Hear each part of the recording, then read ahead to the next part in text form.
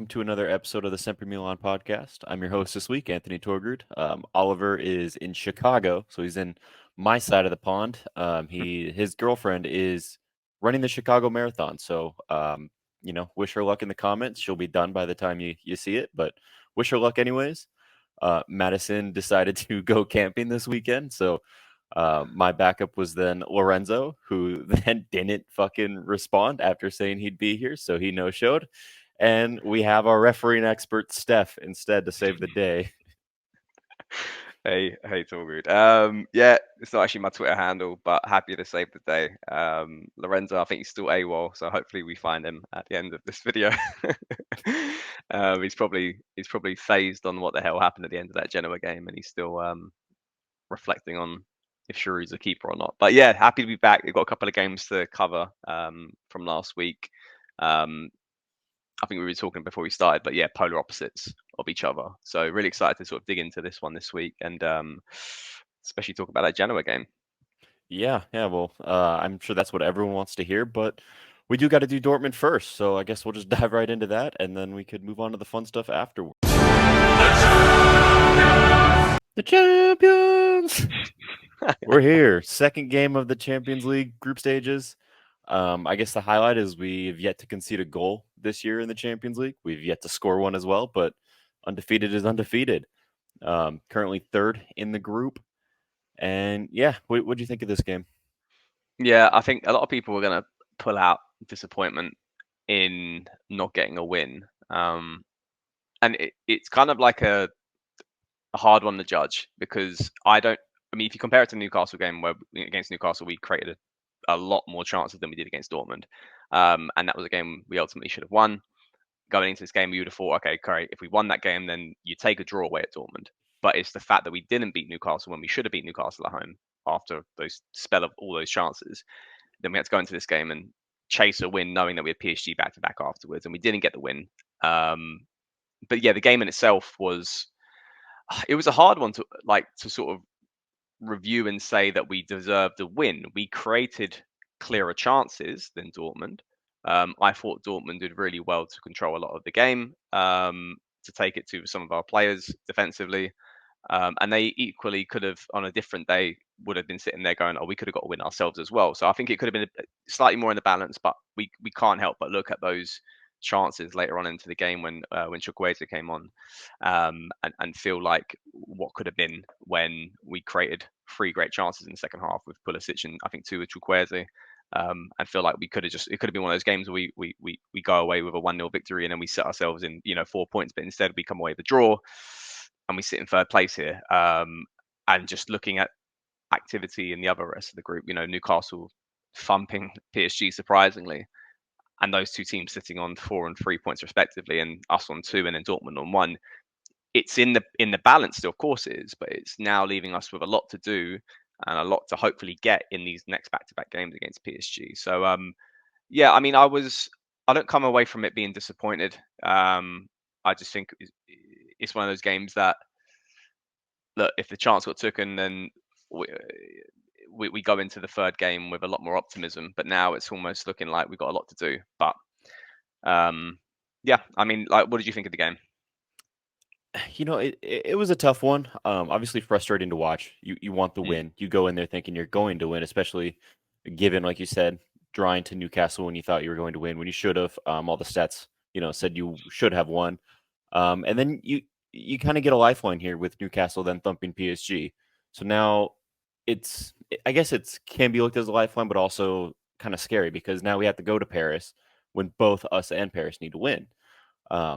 I think that plays probably more into their favor, just obviously being at home for them and us being away. But for the Dortmund game, I really thought we were going to come out on top. The stats also back that up. We had 1.65 xG to their 0.98. Take xG how you want, but that's kind of the main talking point of the game is the stats, since there weren't any goals. Like you said, 3 big chances. Pulisic had one. Chukwueze had a couple. And that was kind of the highlight of it. We wasn't a lot going on. I don't even think there were many yellow cards, were there? Looking at it now. No, I don't think there was. No. I guess we had 2. Musa had one and Reinders had one. Yeah. But that was it. I mean, it's a rough one. Like I can't even point out who I think would be my top or flop for this game. It was just kind of not a whole lot happening, which is rough. Mm, You want to be able to discuss something, but I guess the main talking point is just not getting a result here. A point's a point. It keeps us in third. They're in fourth. So the group's wide open, but at the same time, yeah. it's getting down to it. We're at the halfway point now after the next game, and it's time to get some wins. It's time to score a goal. We can't Mm. finish this competition without a goal. That's just unacceptable. No. I'm confident we'll put some goals past PSG because we're playing against different sides in every game here, and Hmm. like Newcastle are, you know, known for being quite hard to break down in every competition. Um, Dortmund have a strong home record going into this game, and we can't sit here saying that they're scrubs. So we're talking about a side that nearly won um, the Bundesliga last season. Yes, Jude Bellingham's gone, but they always seem to replace well and scout well, very much like us. And we're going away from home with a very great set of a fan base there, which does add to a level of atmosphere. I think with the Newcastle game and them winning 4-1 emphatically, I think if they win like 1-0 or something like that, or 2-1, everyone's kind of going, oh, it's good, it's in the balance. It's the fact they thumped them so hard, and everyone's looking, oh, Hmm. Newcastle are looking like, are they favourites now to win the group? I'm kind of looking at it the other way around now. And if we look back to the Liverpool group that we had with Porto and Atletico Madrid, Liverpool coasted that group. I think they won every game, other than they ever won every game or won 5 out of 6, and then maybe drew the other one. And the difference between the two group of deaths, and I think this might actually work out in our favour this time around, is that when you have one side who clean out wins every game and they bank themselves in the first spot, that leaves only one spot to fight with. Hmm. But we're in a dogfight here for all four positions, but because you can't put a finger on who's going to be 1 to 4 and Right. how this group ends right now. And I prefer that. And I think the fact that Newcastle have identified holes in PSG gives me more optimism than PSG beating Newcastle and them going, you know what, these lot are going to crush us. And it puts more pressure on the Hmm. Newcastle and Dortmund games. Now I can look at PSG and go, well, they can be got at now. And that's why I feel like we Yeah. can definitely score against them. And we're good defensively. And I think that's something to scream about from the Dortmund game. And my top, I'm gonna go straight to it. My top is gonna be Tamori because he's Mm. been incredible since that Roma game. Um, we've got 5 clean sheets out of 6 since the derby humbling. This was a game I expected us to concede in. We didn't give much away. As you said, the XG was great. I think there's a lot to say here for a side that's going to go up against a very attack-based side in PSG, very much what Newcastle have done. As long as we stay very balanced, and I feel like we can get something out of that game, especially the home game, and it could be one that we lose the away game and maybe win the home game, and that still keeps us in the balance of things because then Yeah. we go to St James's Park and we have Dortmund at home, and I always saw this group as going down to the wire. I saw it being a group that 1 to 4 would be decided on the last match day, and I think it's exactly what's going to happen. Um, but yeah, it's just one of them ones that, yeah, if we take those chances in both games, rightfully so, I'm not going to sit here and go Dortmund's different than Newcastle. I think Newcastle was more of a reason to get that result, especially at home. But Dortmund was one of them ones where, yeah, we created a few good chances at the end of the game. The Chukwueze one for me is a tough one to see him miss that, considering we wanted to see him score a goal, and that's the heart. That was it. That was it. 85th minute. Uh, Effectively 1-1 on the keeper. Should have scored it. We could have come away with 3 points, but we didn't. And we have to sort of roll up, pull our socks up now, and then go into a game against PSG in a sandwich fixture with Juventus and Napoli, and try to get something out of it. But look, ultimately, I'm not disappointed. Um, Drawing a game is annoying, but we're not losing. We're not getting Hmm. humbled. We're looking good defensively when we got to put 5 past us against Inter. I think I'm looking at the picture overall with the season, and I'm seeing a decent result. Not a great result, but not a bad result. It's a decent result. It's a draw. It's a nil-nil draw. Right. It is what it is. It's just one of them things that if you look at the momentum in the league, it could have been matched in the Champions League, and I think that's why a lot of fans are disappointed, especially when we create those chances.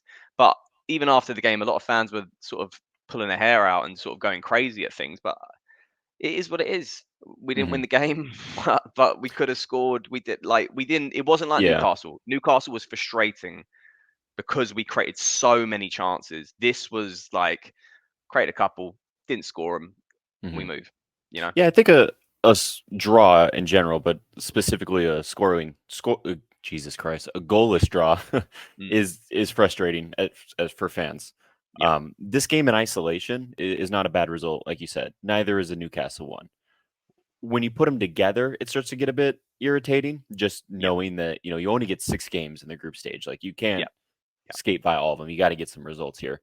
Um, but I do think you're right. When you look at a group of death, you expect it to be difficult. There shouldn't be Mhm, one team that's clear above the rest. That yeah, doesn't make it a group of death. That makes it an easy group for that one team, and then the rest yeah, are fighting. Like you said, you get one spot left. With this one, I mean, looking at the table right now, Newcastle on 4, PSG on 3, us on 2, Dortmund on 1. That's literally 1, 2, 3, 4. The group's wide open, and all 4 spots are available. I mean, mhm, Newcastle could finish last still. PSG could finish last. We could finish last. Like anyone could drop out, and anyone could rise to the top and yeah, win this group. It's far from over, and with us not conceding any goals, that gives us a huge advantage actually in goal difference. Obviously, mhm, with we still have to score some goals to win that, but definitely. not having any negative, that means there's nothing to build back from. So it's only ahead from here, unless of course we get smoked by PSG. But Newcastle laid out the blueprint. They gave us film on how to put 4 past them. And we saw how we played against Newcastle. We could Yeah, outplay Newcastle. We could outplay PSG. I know, football math isn't 1 + 1 = 2, but it's pretty damn close when you have film like this. And mm, as long as we mm, could follow that blueprint, as long as our players stay healthy, obviously that's a big ask, like you said, sandwich between Juventus and Napoli, but it's doable. yeah, And this away fixture coming up against PSG is not the end of the world. It's only the halfway point, and I would argue the league's more important. So if we have to put in a slightly weaker lineup in this one, and then we just fight like hell in the reverse fixtures, then so mm. be it. But I don't I think mean, we're done and dusted yet in the Champions League. I think there's still a lot to play for, yeah, and ultimately, agreed. it's just annoying watching you draw when you have chances. We did have 3 Yeah, big chances. We could have scored, but we didn't, and you move on. And we showed yesterday, and we'll get to that against Genoa, that even in adversity, we could still pull some bullshit out and get the job done. So yeah. it's just sometimes that's how the cookie crumbles. You can't win every single game. You're not going to lose every single game, and sometimes you draw them. I mean, how many games are we into the season now? Is it 10 is it 9 total, in the league? including Champions League. Is it was it how many is in the league? Oh, Is it you 8 know or what? You're 9? right. It's I'm not 11. sure. It's 11 total. 11, yeah. So we Yeah. only lost 1 game. We lost Mhm. 1 game out of 11 when we were all talking about a very hard start in the league and a group of death. To Yeah. lose 1 game, yes, rightfully so, embarrassingly against Inter, which I'm gonna knock as a side which is still our bogey side, and I've said this many times, Mhm. I trust purely against any other side in the league, and that's showing dividends right now. And in the Champions League, it's kind of like Dortmund and Newcastle played exactly the way that we didn't want them to play, which is like hard to break down, not giving much on the counter attack. PSG will not play that way. They will give us no respect Mhm. attacking wise.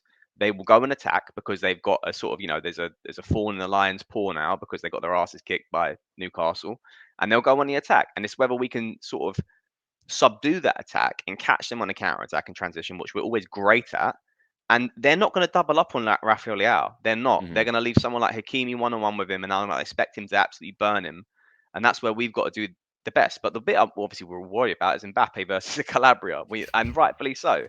Yeah. But I've got faith. I've got faith we come out of those games okay. But yeah, I think ultimately, even like last season in that group that we're in, which that wasn't a group of depth, we had Chelsea, Salzburg, and Zagreb. Didn't we draw the first game away at Salzburg? I think I we think beat so. Zagreb at home, and then we lost Chelsea back to back. And come game match day 5, we needed 2 wins. We needed 2 wins to get to comfortably say that we're through this group. So even that wasn't easy. So Mhm. like And I I don't think know what those last people 2 games we scored 4 in yeah, each, we right? beat 4-0 back to back. Yeah. So it's just one of them things that in the grand scheme of things, yes, it would be great to get wins. Don't get we're not idiots here, but ultimately, we're playing against good sides here and they were very stout defensively, and we just couldn't get that goal. And it's more of those things. Lessons learned. Attackers need to take their chances, but defensively, we've covered the cracks that we saw at the start of the season, and I think I'm happy about that. And I Hmm. think Pioli needs to get his flowers for that because he's sorted out what was looking like a very leaky formation pre-season, after the Inter game, and look at his clean sheets that we're bagging. I So think yeah, there's I'm looking one. at it. Okay, go on. I think there's one big clear indicator with our defense right now, and you already said it for your top. It's Mm, Tomori. tomorrow, yeah. Looking at the whole season, including Champions League, we've conceded 3 goals with Tomori playing. We've conceded 5 without him, and that was one game. I mean, that speaks a lot. Like, obviously, yes, Inter smoked us 5 times in a row now, but we've never been beaten that bad, and it's only been when Tomori's gone. Yes, he was shaky last season in Mm, moments, but he was a brick wall in the Scudetto winning season, yeah. and this season he's looking like that again. I think he Mm, might be like he's obviously our top defender, but at the end of the year, I mean, he might win some awards if he continues his pace. I think an easy way to look at it is 20 wins gets you top 4. mm, And a way to just kind of visualize how well we've started the season is we just have to do exactly what we've done mm, 2 more times against lesser opposition. And that's top 4 already secured right there. There's 30 yeah. games to go, and we've got 7 wins already. Like Yeah. it's a great Yeah. start. The last time we had a run of 7 wins in our opening 8 was the year we won the Scudetto, and we dropped some Yeah. bullshit points in that season. If we could avoid that, which it looks like we're doing because we're not Mm, dropping to these silly little teams, mm, then we're coasting, man. We're good. So yeah. I'm not No, too no. Well, concerned with 0-0 against Dortmund. I know we've yeah. gone everywhere with this, but tying it back.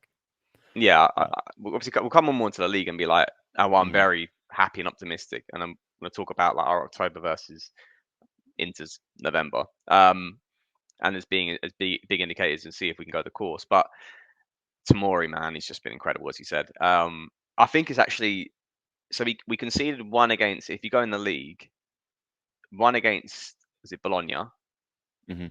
um, one against Cagliari, and I think the Roma game. You can count that or not, but he weren't on the pitch when they scored that goal. I mean, he was sent off. So technically, with Tamori on the pitch, only 2 goals conceded this season. That's a But really good point. obviously, Yeah, I didn't even think about that. but at the same time, it was his fault that we were down to 10 men, and we probably wouldn't have conceded a goal because they didn't look like they were scoring a goal. But anyway, it's Yeah, I'll say if it's free because for the sake of it, but effectively right. it's 2. But And no, the yeah, Luvumbo Tamori has been goal a was staple. 100% Tamori getting tossed, but still, Yeah, you know. yeah, But hey, exactly. everyone's allowed one, right? Exactly, yeah. But no, yeah, if we go to tops and flops for this game, yeah, for me, top Mhm. has got to be Tamori. Um, him and Chow are looking like, and we said this pre-season, we need to see these 2 guys starting as the future for our defense, or the present and future for our defense. Um, Kier has been phased out, rightfully so. Kalulu has had injury issues at the start of the season, but was never starting anyway. So there's question marks on, who is going to be our third go-to centre back. Um, and we might look in the market for that. But right now we've got 2 banking centre backs starting Mhm. who look perfectly in tandem with each other, complement each other.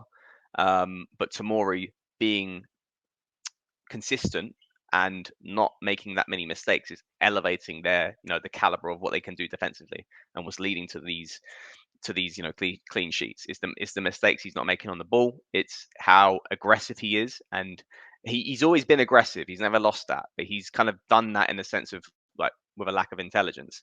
Mhm. Yeah, Um, I would did I cut out definitely there? echo I'm hoping I didn't. Tamori. Oh, I'm sorry. Were you still going there? Yeah. Go on. Yeah. No, sorry, I thought I cut out a little bit there. But anyway, ultimately, I think Tamori has just been solid, so he's definitely my top for this game. Yeah, I was just gonna echo that. I think that's the clear choice. It's got to be Tamori for top as well. One thing you mentioned, and it's unrelated to the game, but I did want to point it out because I think it was a great idea or a great point.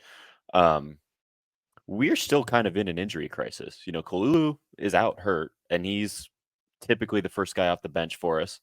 Mm, We got Krunic out hurt, who is starting number 6. I have Benacer out hurt, who's arguably our best midfielder, and he's out till February. So mm, it's not like we're free and clear right now, like just high flying with everyone working. Like some of these players shouldn't be playing. Arguably, we mm, might mm. have starters that are out, and towards the end of the season, I bet Benacer does reclaim that spot from Yeah. someone.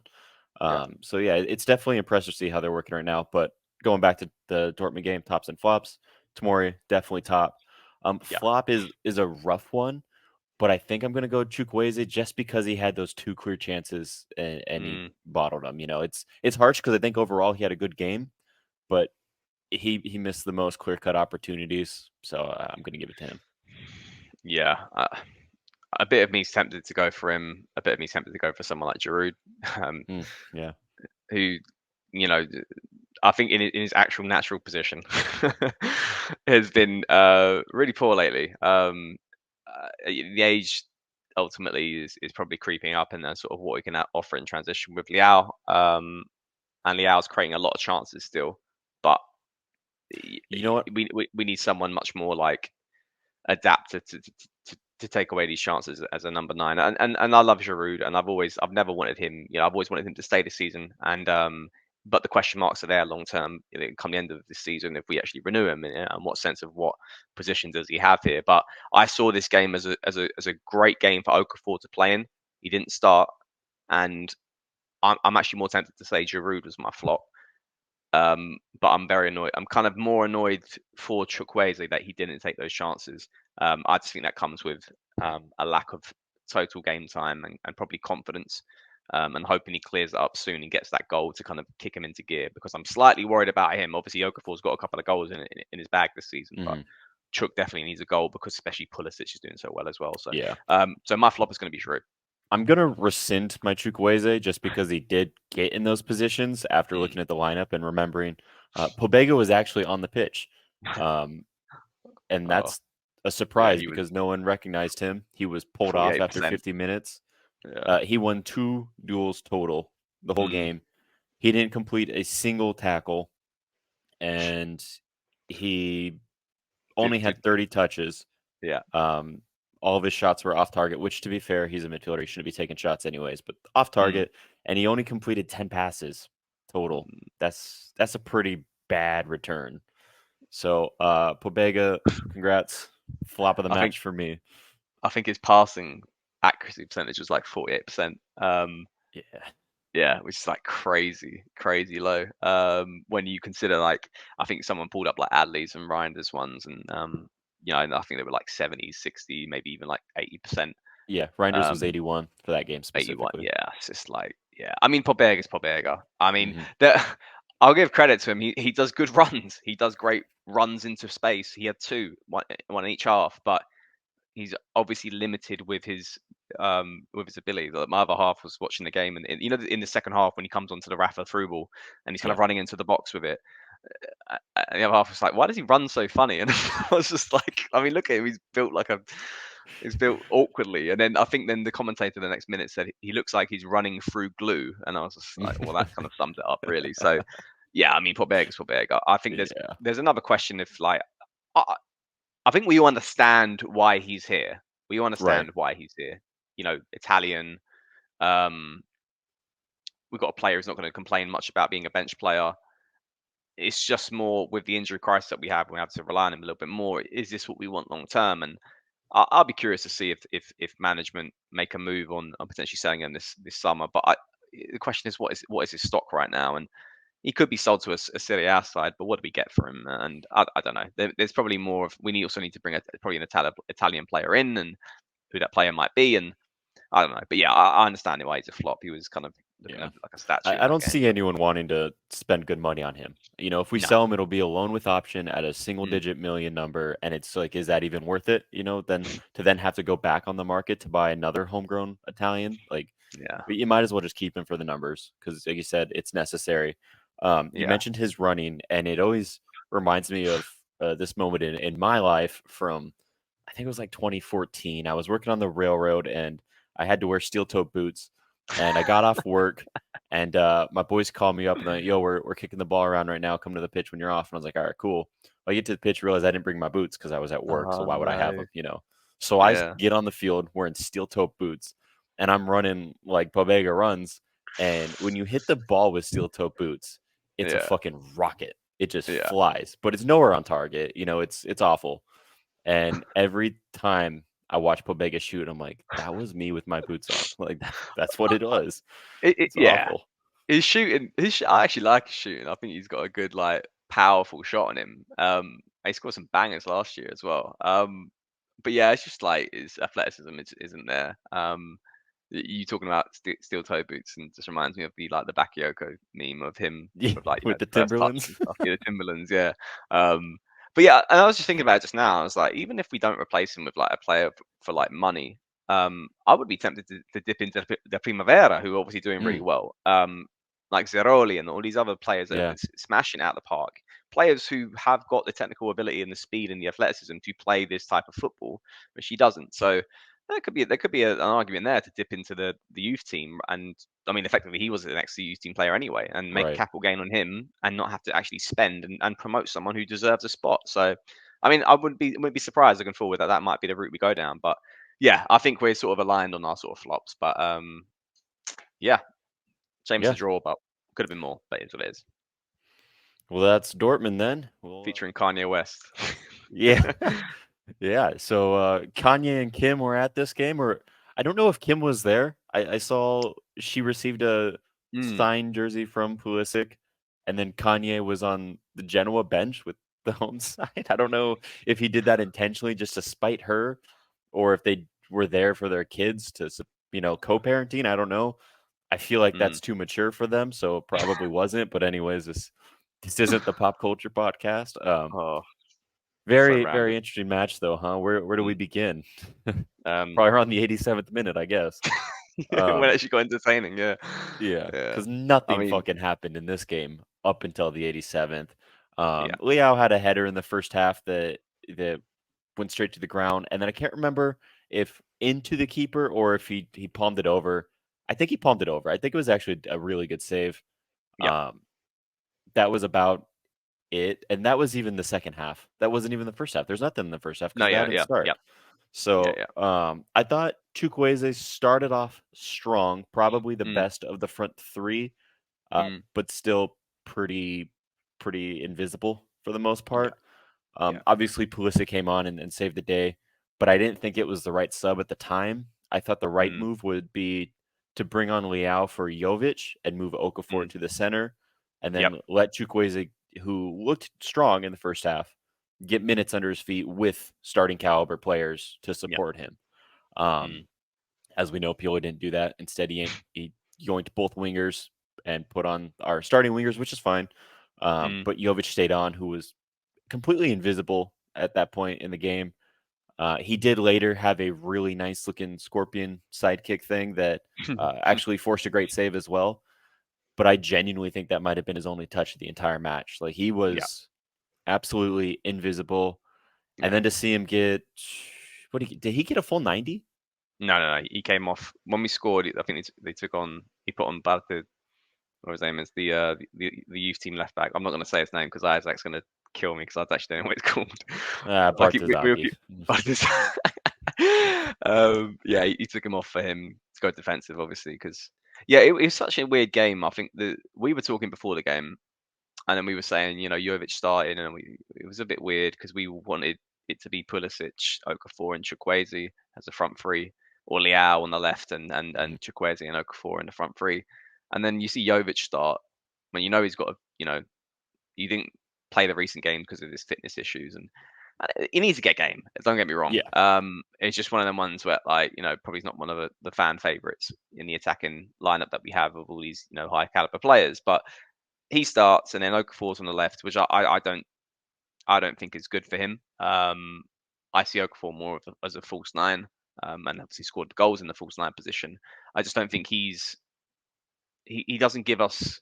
It's a bit of a weird one. I don't see the confidence for him to say, "Give me the ball, I'm going to take on the man," and he Mhm. didn't do that in the first half. He was essentially hiding, in my opinion, quite a lot. Jovic was trying to get himself involved. Jovic, yeah, I think Jovic, yeah. I want to say Jokic, but that's NBA. Jovic was getting himself involved, but crowded by too many defenders, and Chukwueze was getting a lot of the ball, but then trying to take on the left back, who for life of me I can't remember his name was, the left wing back, but couldn't get past him. And yeah, as you said, we can't knock him for trying, but he just wasn't getting any luck at all. And I think after that sort of, like, you can't get past the man once or twice, that lack of confidence then builds up, and Mhm. then you start then playing it safe and not trying to take on the man, and it's the wrong thing to do, and that's probably why Pioli took him off. And the subs was it at halftime that when he Yeah. brought on Leao and Pulisic, Leon Pulisic came on at half, yeah. yeah, for Chukwueze and Okafor, and then you keep Jovic on, and I'm thinking, I get it, but then it's also like I would have preferred, as you said, like Okafor to go in the middle and Jovic to come off. Um, and then we're then not doing anything more to go take the game to Genoa, and then he throws on Giroud for um, who was it for? Giroud for Giroud Adley. came on for Adley, Yeah, and then it was some sort of hybrid like a 4-2-2-2. 4-2-4. Yeah, or a Yeah, four it four was. two. Yeah, it was a bit of a hard one. But then we once again still didn't create a lot of chances. But this is where I felt like, and using any sort of form of logic on how Pioli thinks, it ended up working out was that he thought, I can't. They're boxing in the defense too much. I can't get anything into the center forward, so I'm gonna box the area. I'm gonna put two center forwards in there, and it might take a scrappy goal to win it, and ultimately that happened. The cross Mhm. came in from Musa. There was Jovic, Giroud, I mean Rafa on the left as well in the box as well, and then obviously Pulisic. And it's a scramble. It gets a knockdown, and it's just hit the ball and you score, and then you make the defensive substitution. In a way, those subs actually worked Mhm. because that was probably the only way we were going to score that goal against them, because they were very good defensively. Genoa, very aggressive, very tentative, very like not giving us anything. It was a typical scrappy game that last season we wouldn't have won, or wouldn't No. have, probably even would have lost potentially. Um, but fair play to them. They played really well against us. Didn't give any clear chances. The first half, there were a few chances I felt like we could have done a lot more. Chukwueze had a few like ones where it kind of landed to him. There was some interplay there that I was actually quite impressed with Adley and Reinders. But then as the game went on to the second half, and I think some players were getting tired from the Dortmund games and the games before, it was like, okay, we need something to change this up. And we don't have the bench because, Loftus-Cheek's injured, Krunic is injured, Benacer's injured. So we can't tap into a midfield. Musa was booked, Reinders was booked, everyone was like getting booked. Yeah. And then we eventually scored, and we'll come on to what happened afterwards. But I felt like things just landed in the right way, which was the opposite to these Champions League games, where we deserved a lot more, but we didn't score. In this game, I don't think we deserved the win personally, but we Mhm. won because we just did something right in the last 10. And quite ironically, we created a chance in the 85th minute and we scored. We did the same against Dortmund and we didn't score. I mean, that's literally the balance of things. But the goal, which we'll come on to, which I mean, my tag is refereeing expert, and I just wanted to laugh a little bit of all these refereeing experts coming out saying that was a Pulisic handball. I mean, I think I'm not too knowledgeable about the rules. I don't really go into it. There was not a clear angle in my mind that identified that as a clear handball, and the goal was given. And in my opinion, I think this is the correct knowledge to it. But unless there's a clear and obvious error made by the referee, they can't override that decision. And Yeah. without that being a clear angle, you can't override the decision. If he said no goal, and then he was relying on the VAR evidence to confirm it was a goal, then it then keeps it probably as a no goal. But then because there isn't a clear and obvious angle, but he saw it as a goal, there wasn't the evidence to dispute that, so it stays as a goal. And I think it would have been very soft from every angle I've saw. It's kind of the top of the arm, which you threw the charts up on Twitter. That's not a handball in my opinion, and rightfully so. A lot of salty fans out there from rival fan bases are going, "This isn't fair." But you know what? Yeah. Fuck off. I'm I don't seeing give a people crap. say we were gifted points by a fan base that happens to have the most penalties awarded to them in all of Europe right now, and in all competitions as well as domestically. So, irony there. But yeah, like you said, the rules. You could go to the IFAB website and pull up a PDF of the laws of the game, update it for this season, and if you want to scroll your happy ass all the way down to page 100, it details what is and isn't a handball. And then on page 101, to make it very clear, there is a colored diagram of the sleeve is not a handball. Only short sleeve, because then they'd say, like, oh, then you wear a long sleeve. Well, it differentiates short sleeve. Wherever the sleeve ends on a short sleeve shirt is not a handball. Mm, Anything below that is. So when you look at it, there's an angle, and it looks like the ball hits kind of like maybe here, chest, yeah. maybe on the sleeve, somewhere in that region. But that's good. Then you see it from the other side where his hand's out, and the ball's here. But there's no way to see if there's connecting here Mm, or not? You know, mm, there's one angle where you could mm. actually see a shadow, so that leads me to think it's obviously not touching, because if it was touching, there wouldn't be a shadow. Yeah, But again, you can't tell. It's not clear. It's not obvious, and the ruling on the field stands because of that. That is the whole basis of video assisted referee. Clear and obvious errors being overturned. So, exactly. like you said, if they Yep, said, no, that's a handball on the field and they reviewed it, it's not clear enough to say, actually, that's a goal and make it stand. So it would stand as a no goal. But because exactly. it ruling on the field was goal, it's a Mm. goal. And, you see people on panels that are paid real money to be considered refereeing experts, such as Christina Uncle, or as I'm now calling her, Christina Fumbles. Um, she's wrong. She didn't read the books, and Yeah, her argument was that the referee, and this is an exact quote, forgot the rules of the game. Well, Christina, no, he did not yeah. read the rule book. Yep. I had a little back and forth with her on Twitter, so check that out Mm. if you want. But yeah, it's Yeah, just it's silly to me. yeah. When I watched it, I didn't think it was a handball. When I watched the replay at first, I thought that is a handball. And then after I watched it more and more, I was like, you know what? I can't really tell where that's hitting.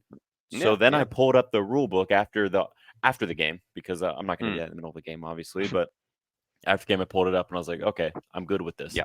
Um, then we could even go to the Mignon error, or not error, but red card. And that one is a bit more of a gray area because, again, Mm. in the rule book, it says for serious foul play, it Mm. has to involve the leg. That is the only terminology. It says the leg. Now he uses his knee. So the gray area is the knee and the upper thigh. Is that part of the Yeah. leg? Probably, but there's Mm. no clear indication of it, which is why that's open to interpretation. Yeah, yeah, Now, yeah, yeah. I'm okay with it being given as a red card because he, in this moment, is an outfield player. Yeah. He's not in his box. He's going for a header and he's going up with his knee. Look, in combat sports, that's a move that knocks people out. Flying knees happen. This isn't a combat sport, so you can't use it. Now, when you're in the Yeah. box as a goalkeeper, you are given the right to protect yourself. You're a protected player. When you go Mm. up to grab a ball to claim it, you lift your knee, you put it in between your body and the players to protect yourself, and you're allowed Mm. to. So for Mignon, that's second nature. That's habit, right? But reality is he's outside of the box. So it's no longer allowed. You're no longer a protected player. You follow the same rules as everyone else. So I don't mind it being a red card. Mm. I'm bummed out by it. I don't want him to miss Juventus, but it is what it is. You can't do that. Um, and I then mean, the reason yeah. I'm wearing a goalkeeping shirt today is because of Giroud, but I don't have Giroud on the back, obviously. Um, Yeah. It led yeah, to that was a cool. I mean, it led to an absolute hell of a next, like, I don't know, 7 to 10 minutes. Look, back to to finish up on Pulisic, and I think the keyest thing is that you've mentioned there. It's called, what is the A in VAR? Assistant. It's Hmm. to assist a referee's decision or lack of not seeing a decision. And as you said, if he's selected one thing, it only goes against it if it's clear and obvious. It's not. So understand what it's there for. And I don't know if it's different in maybe, not to say like to pinpoint on American sports, but obviously the person you mentioned there is I'm guessing is American, Yeah. CBS. I watch a lot of NBA. I think it intervenes quite a lot in a sense to override a decision, like different to football, and and sort of takes the lead over over a ref here. In football, it's not. It's there to assist, and refs can have egos. Refs can. We know this in football, and it's not seen as a way to overrule every single time, Hmm. unless it was clear and obvious. So yeah, I think that's a closed chapter in my opinion. Yeah, I think Mignon was you hit was it. was a red card. What's it going? I was just going to agree with you Yeah. on the Mm, difference between video assisted refereeing and in the mm, rest of American sports, video review. yeah, It's you're not assisting, you're reviewing this and making sure they made the right call or not, and then it's exactly, the review's decision. So there is a big exactly. difference, and I do think that kind of pollutes the mentality of a lot of American viewers when they're watching both sports and going back and forth, because it is hard to keep up when you're Yeah. following all those. But the reality Mm, is the rules of the NBA do not apply to the rules of uh, football. So you gotta go off of exactly. the IFAB. But continue.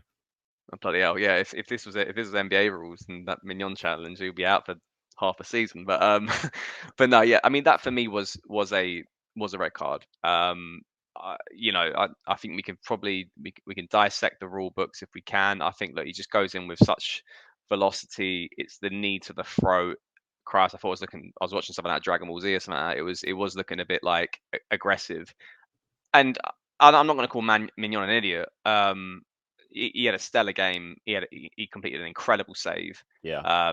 with the deflection, and it sort of bounces a lot. And I was like watching it, that's going in, and then he just Hmm. all of a sudden gets his like the opposite arm to the ball just to claw it away.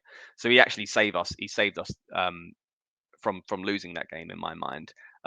It's just that he made a brash decision in a moment where things were just like emotions were heightened, and then Christ, the free kick, just seeing outside the box, you got Giroud who has to go in goal because we run out of substitutions.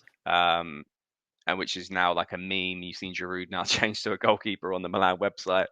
There's probably gonna be a cult following of people buying Giroud goalkeeper tops just because of that moment. And then the free kick, and it just like hits off a Genoa player, and then it just spirals up and hits off the crossbar, and then Giroud's like tapping the crossbar, going like "Thank you." Insane scenes, and then there's the corner, which is the follow up, I think, from that, Yeah. where their keeper, I can't remember his name now. Is it not Martinez or something like that? It sounded like Yeah, Mexican. it was Joseph Martinez. I Martinez, remember yeah. because he's a striker on Miami. Oh, was he? So Yeah. he goes up for the corner. Bit of a commotion. The ball goes out, then it comes back into the left wing spot. The ball comes back in. I think Chow sort of like semi clears it, and then Musa fully clears it. But then he goes in with his studs. He's on a yellow already for time wasting. Hmm. And then the ball goes loose and obviously into the, sort of like the midfield where Rafa's making a run onto the last defender, and then backs into him, has the ball, and you got, I think it was Reinders making the Yeah. overlapping run to essentially an open goal. And then Yeah, the yeah. ref I mean, their stops keeper's in our play. box still. Yeah, Like, keepers in our box, like just they hacked off Moose's right leg. And then and then the ref stops the play there and then gives him a second yellow and then sends him off, rightfully so, but then doesn't let our play go that on to that kill was the such a game off, which is weird bit of play to ridiculous. me Yeah. because to me, like, yes, it was a yellow card. You can't do that, but it also looked almost natural. Like he's sliding to get the ball. Yeah, he's got a leg up, but Musa kicks into it, and yes, I know that Yeah, that is still a yellow card. I've seen it a million times, but given the situation, the game, just don't call it.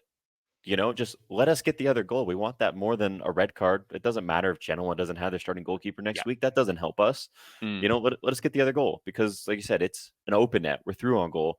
And yeah. I was under the impression you didn't have to immediately stop the game for a red card if it was a second yellow. Now I'm Yeah. seeing people say any form of red card, you do have to go back and stop it. I couldn't find that when I was going through the IFAB book. Granted, it's about 300 Mm, pages long, so didn't read it all. Um, but yeah, so I'm in two minds about that. And if yeah. you do have to stop it for a red card, just say it was clean. Just say you didn't see it. Like I want the goal. I want whoever, be it It was Reinders, Reinders. Pulisic, or I think it was Leao, Reinders. whomever it Yeah, yeah, was. yeah. It was a Let him score. guaranteed goal. Like their Guaranteed. defender had no. He stopped and he's Hmm. trying to back into Rafa. Rafa literally just has to pass the ball to the right, and Reinders is running onto it, and it's a Yeah. guaranteed goal. It's a guaranteed Well, goal for like a and tap in, even and when yeah. there was seconds left of the game. I don't remember how long it went after Mm, that, but just looking at it from the point of view of like, okay, this is a foul and a sending off, and advantage wise, mm, the point of calling the foul is because it hindered the chance of the other team, right? yeah, yeah. Calling back and giving us a free kick right there on the edge of our box, knowing we have Giroud in goal Mm. when we could Give have us just nothing. scored and put the game Yeah, away, like it gives yeah. Genoa an advantage to have their keeper Exactly, sent off in that situation. exactly. And I Yeah. think they did have one more opportunity, right? It ended with Well, Giroud catching the ball. So I mean, yeah, it honestly kind of yeah. screwed us to have them go to 10 men, as crazy as that Exactly. sounds. I mean, it created a moment, and in a sense, it still created an iconic moment of like that whole last moment with Giroud like fumbling to get the ball and then eventually catching it, Hmm. which is great. But like, I'd rather not have the semi heart attack and see Yeah, Reinders get a goal, and it was then put unnecessary it back chaos. and give him a second yellow. And to be honest, I know you're kind of saying it shouldn't really be. That is a bread and butter yellow, and I've seen it so many times in Italian football where like players just it's the studs showing up and then the Hmm. kicking into it. For me, that was a guaranteed yellow just because, and it's one of those ones that typically happen in Serie A games where like, and I think this is why the ref had an absolute mare in my mind throughout the game. He just kind of like didn't have a sense of control over it. That's why he just went to the decision to stop the game in Right. that moment. It's just that it's kind of like an eye for an eye. Or I've sent off their keeper. I've got to send their off. Send their. This is a perfect Yeah, opportunity. I can't miss I up. get that. Rather than really seeing logic and going, you can still make the decision, but let the play go through. Hmm. And then yeah, look, they put the ball down the pitch the other. I think from that actual free. No, not from the free kick actually. I think something happens. We probably give the ball away, and then they put the ball back down the other side. I think it was a good knock on from their striker. Um, and then Calabria has an absolute hash at sort of trying to clear it. He's sort of like thinking that Giroud's going to come out of his box or something like that, and gets beaten for pace because he's stopped. And then effectively the ball's loose, and the guy's about to sort of get that tap on to scoop over Giroud, but then Giroud like semi falcon punches it, but not Yeah, like looking at the ball, he missed it too. It was like his like wrist hit it. fumbles it, but probably enough in a sense to not punch it towards a Genoa probably Yeah, running yeah. player, enough to sort of scuff it, and then has this. Well, he's obviously has his wits about him to then claw the ball out, and that was a big moment. I think there was a bit after that where the ball's kind of loose in the bottom left of the area, and he catches it, and the game ends from there. But Hmm. that moment there was is essentially the iconic one, which a lot of fans had them laughing, just going, "What the hell are Yeah, we watching here?" And it just reminded me of like so many like banter era games, but in this sense, we've actually come out on top. It's like the yeah. Because reverse of normally it'd be the banter, other team pulling that on where these are us. things that only happened back then, but we're coming out on top of it. But yeah, it's just crazy end to the game. I don't know. So Yeah, I guess that yeah. I leaves the mean, question of everyone's like did the photo of the keeper from I forgot his name now. The keeper that scored the from diving header Benevento, against us. Brignoli. Um, yes, yeah, yeah, yeah. And it's like how far we've come from that to this, and you see Giroud in goal, but we're actually getting the win. It's just crazy. But yeah, I think a lot of people are, oh, that win did cost us a lot. Teo got booked, so he's suspended for Juventus. Mike's out. I'm quite keen to see if I just got a feeling that Serie A is going to give him a longer ban. I know we all think it should be one game. I just got the feeling like we're going to get done dirty here, and they're going to suspend him for like another game. And you have a guess what that is? It's Hmm. Napoli. I just got a feeling that something's going to happen. But we did lose a lot in a sense of the future fixtures, but the win was so key because we go into the international break, and I think a lot of players will look at that game and see the fact that Giroud went in goal. And we still got the win despite not playing well, despite a moment where they could have scored. And I think that will add a lot of character to this side going forward in these next couple of games to dig in. And yes, Sportiello will have to be in goal against Juventus, which I've got not a big issue with. It might be that young left back at left back for against Juventus as well, which I haven't got a big issue with. But I think we've got three massive games after the international break, which this game beating Genoa will add a lot of character to. Hmm.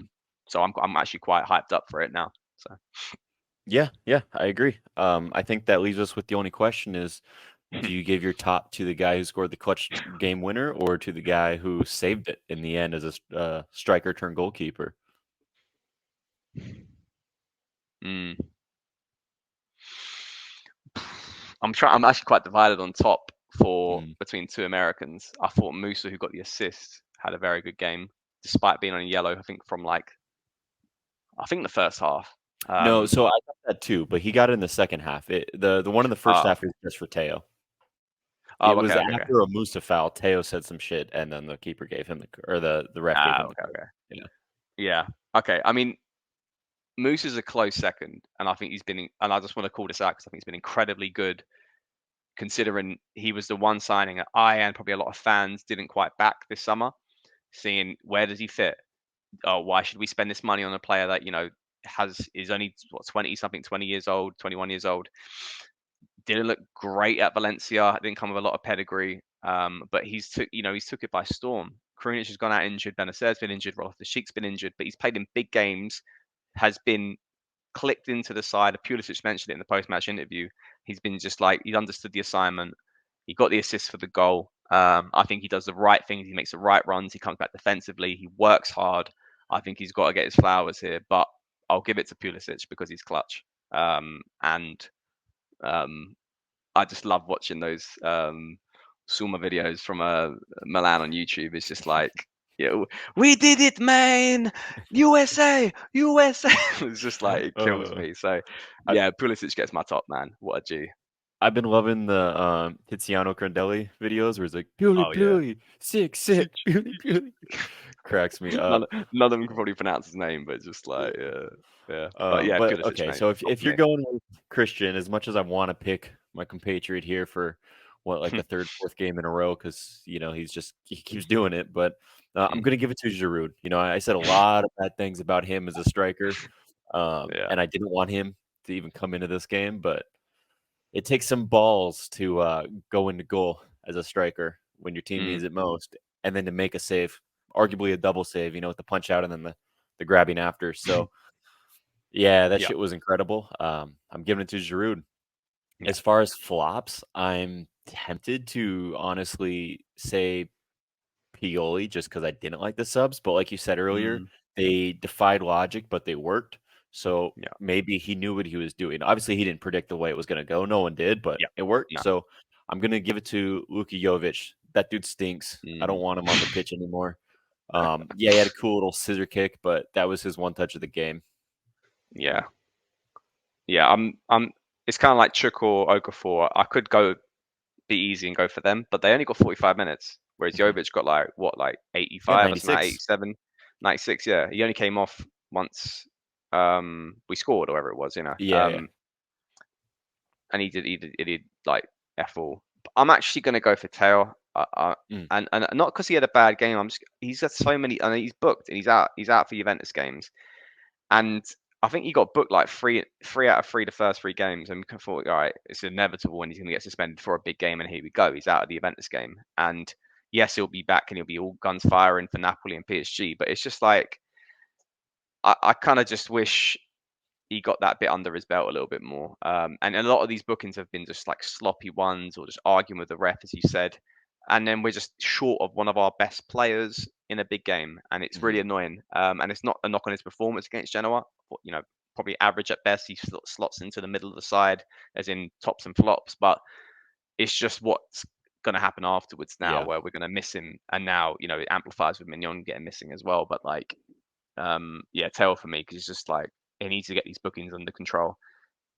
He should know better by now, sadly. But, Yeah. Yeah, like you said, the price to win this game was extremely high. yeah, And I'm worried that that's going to carry over. I'm not as confident winning against Juventus now, but we'll see what happens. we'll see what happens. We'll see Yeah. what happens. All right. Well, moving on from Genoa, we got some listener questions. We only got a couple. Won't do them all here because I'm conscious we're approaching an hour here, but one of them I just want to give a special shout out to, well, me, because he mentioned me, but he said from Rajet 15, can we please check on our lady of refereeing experts after her roasting by Torgrid? So we touched on that, but I just want to let people Yeah. know that it's been seen. All right, this one is from Sicilian FPL. Should we be worried that another CDK situation could happen with Chuk if he doesn't get his important first goal, or is he too good for that? Nah, in my mind he'll score. And I think people are like, oh, Pioli's not going to give him minutes. Pioli's doing the right thing sometimes when he plays players in form, and Pulisic is in form. And he's been getting minutes, and I don't think he's a square peg in a round hole, which is different to CDK. Chook is a right winger. He's playing on Mhm. right wing. CDK had an identity crisis in many levels. False nine, right wing, attacking mid. Like I don't know he just didn't fit into the Yeah. side. Chook does. He'll get the goal, and like that's ultimately better than what CDK did last year. Is he someone? I mean, I'm going to give him the benefit of the doubt, the sense of yeah. I wish I ever say I could have done that with CDK, but I don't know. I don't see someone who's like heads down, low in confidence, just like a deer in the headlights sort of Hmm. thing, which I saw with CDK. I think Purely will trust him because he has to, because we need the depth. And I think he's a good player. CDK is as well, and great on goal today against Lazio. Well done for him. Um, but no, I don't see this being the same situation with CDK. Yeah, I don't either. I think the difference is, I mean, you could tell from A, the fact that Pulisic was one of our first signings, but B, all the promotional we've done with him and the fact that he's our top goal scorer. I think he was signed to be the clear starter over Chukwueze. I Mm, know everyone wanted to mm, be Chukwueze, and he is a fantastic player, and he is very well could become the starter in the future. But I think he knows that he was going to be rotational. And until Mm, he starts scoring and proving otherwise, I think he's going to be. And look, Pulisic can't play every single game. We know he has a history of getting injured, so we want him to be rested when needed, mm, and we want Chukwueze to be good enough to replace him without it being a clear downgrade. So that's exactly. why giving him starts like he got yesterday is so important, and giving him more than 45 minutes is also important, which he didn't get yesterday. Um, Yeah. Yeah. I think he could become something good, and at the very least, our right wing situation is so much better than it was last year. We had Salmakers and Macias. Now we have Pulisic and Chukwueze, and it's crazy to think that our top goal scorer is a right winger right now when we have Liao. Like Mm, that's something I never thought I'd say since Liao burst onto the scene here. But Chukwueze is a fine player, and I think he will get that first goal. Obviously, if he goes a full season without it, then questions need to be asked. But I don't think we'll get that far. I mean, at the end of the day, we're all comps 10 games into the season, 11 games into yeah. the season. Yeah. Um, there's a lot to go, a lot of games left. So I wouldn't be too worried. He'll have his opportunity. He'll get there.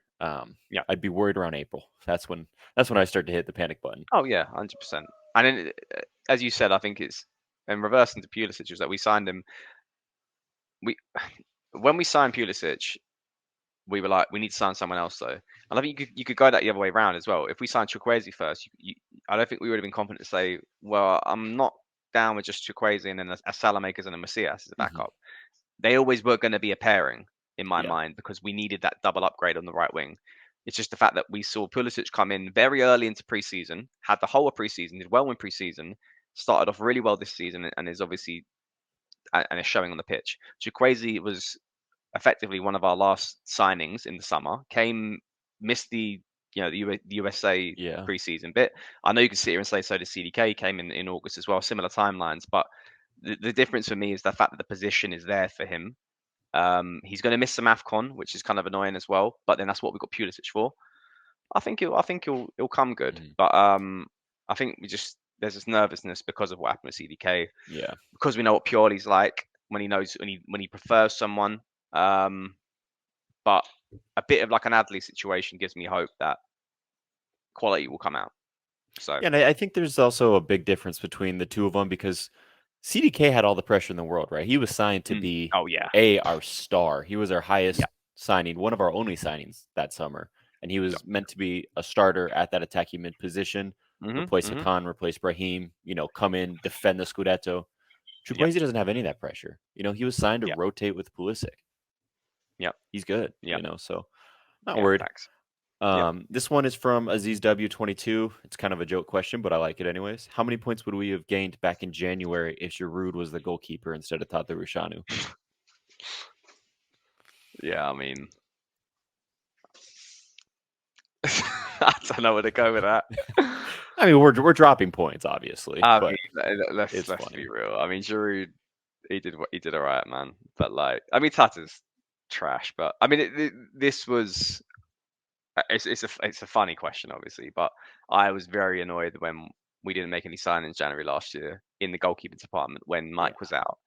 And we signed Vasquez and Pioli didn't even play him. I'm not saying Vasquez was the answer, but like we signed a keeper, Pioli didn't play him, so that and then we then go through January conceding goals galore, and it's just the fact that Sportiello's there. I think he's a sound keeper. He's looked good Hmm. when Mike's been out, and I'm it's just probably more of an overlaying question for that. But yeah, in banter perspective, yeah, I mean, Yeah. is Giroud worse than Tata?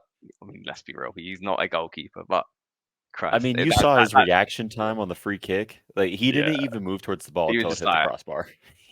what He the hell? stood there. It Like, was yeah, even yeah, my girlfriend watched it and cracked up. She's like, he doesn't know what he's doing there, and I was yeah. like, yeah, I know. I He's mean, not supposed to be I there. will He say, shouldn't. would Tata have come out for that bit where Uh, like Giroud punches? Like, probably not. So I'll give him that. So in that game, yeah, I mean, it's just like, yeah, it's laughable. But yeah, fair play. If you yeah. get yourself a Giroud goalkeeper top, guys, then I'll rate that. Maybe put that in the comment section or put it on Twitter underneath the post. That'd be jokes. But yeah, Wally G. But yeah, Yeah. I mean, I can't even, I don't even know what the answer to the question is, but so, You maybe. spent more time on it than I thought you would. So, Yeah. final question from Hassam Dewan. What are your thoughts on Dragusin last night? Young, tall, imposing. Pace isn't bad either. plays in a pressing, dynamic team and really impressed last night. Do you think he'd be a good addition to the back line? Oh, sorry, 1 second. Let me get my dog. He's trying to eat these blinds. Yeah, for those What who do you don't think? know, Do you reckon Stefano's Dragusin? a new father. You reckon Dragusin will be a good defender for us? I mean, that's a yes. Yeah, he looked all right. He looked very aggressive. I put him on my lap. Hopefully, he calms down. He looked very aggressive. He looked strong. I mean, I don't know. I'm always a bit skeptical when we sign a defender from a side that usually like sits back and sits deep. I'd rather we sign a defender who's got attributes who's more suited to our game style. But I mean, I don't know enough about the player. I just think the fact that Genoa play very deep and aggressive, yeah, it might be a good signing, but I'm looking for probably a little bit more from hand over the dog. Looking for a bit more from a defender. And I don't know. Maybe I mean I don't know. I don't know much about him. So yes, maybe. Who knows? Yeah. But I'm gonna say no for the simple fact he's got a man bun, and it's not we had that with it, 2015. bro. It's cut that shit off. Said the bald man. But that was it. That was our last question. So, yeah, I thought it was a good episode. We will be back next week. Well, maybe both of us won't actually. I know I won't. I'll be in Florida. My sister's getting married. I don't know who's going to run the show. Someone will, but we will have an episode next week for you. So stay tuned for that. But yeah, thank you guys so much for making it this far, and we'll see you in a week's time. Gol! Ancora Teo! È una meraviglia! Il gol di Teo Hernandez da un'area all'altra! È una meraviglia! Senti il mio...